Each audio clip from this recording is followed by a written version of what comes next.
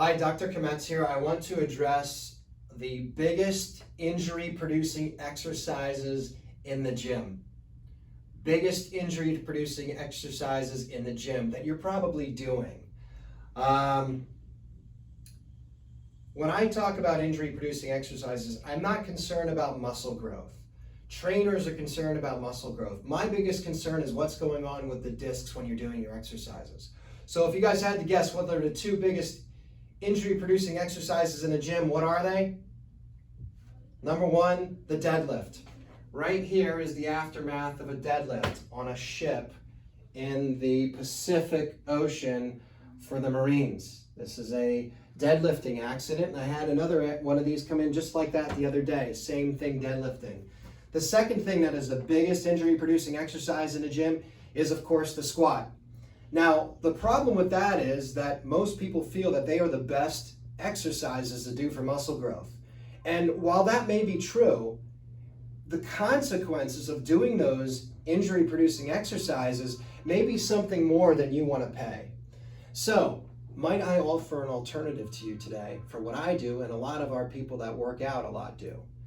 I feel that the best exercise that you can do in the gym for producing, I'm not a good example because I don't have a lot of muscle, but a lot of my patients do, to get big muscles and get really super strong is the single leg squat.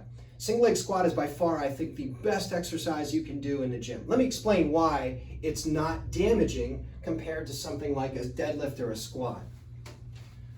When you're doing a squat or a deadlift, it requires you to get very low. When you start getting that butt wink, you can kind of see that butt wink going there. Your spine is in way too much flexion. And the other thing that I see, the most common injury with deadlifting that people do, is when they get down for their deadlift, you'll note that they're too weak to hold the weight that they have. So what they do is you'll see first, they won't come up as a unit like that. They will do this first, and then their arms will slouch, and that curls the back. The deadlift and the squat have the most injury. They're the biggest exercises that will produce injury on you the fastest. And even if you don't end up like that, you're still damaging the discs tremendously. So why is the single leg squat so much better?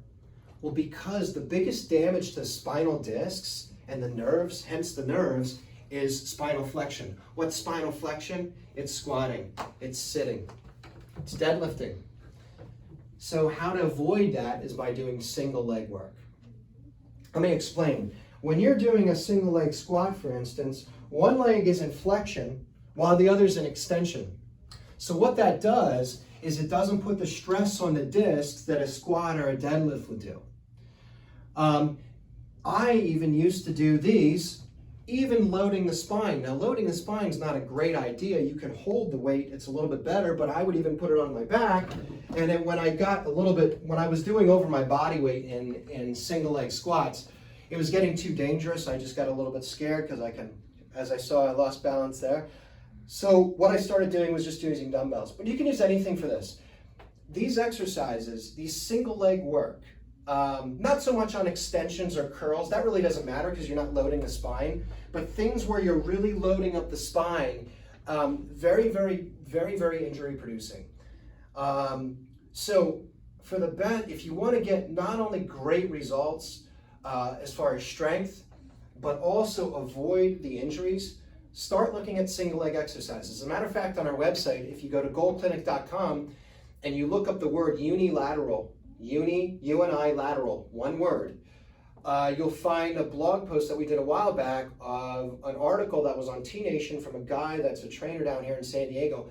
I thought it was one of the best articles on T-Nation I've ever read.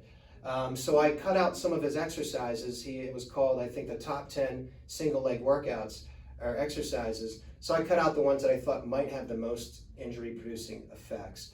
But take a look at that. Try the single legs. Get a really good trainer that they can teach you how to do this properly. And make sure to get your chiropractic adjustments to maintain, because no matter how good your form is, when you're pushing hard, eventually you will get injured. So before you get injured, make sure you're maintaining your spine and your discs with chiropractic so you don't end up like that.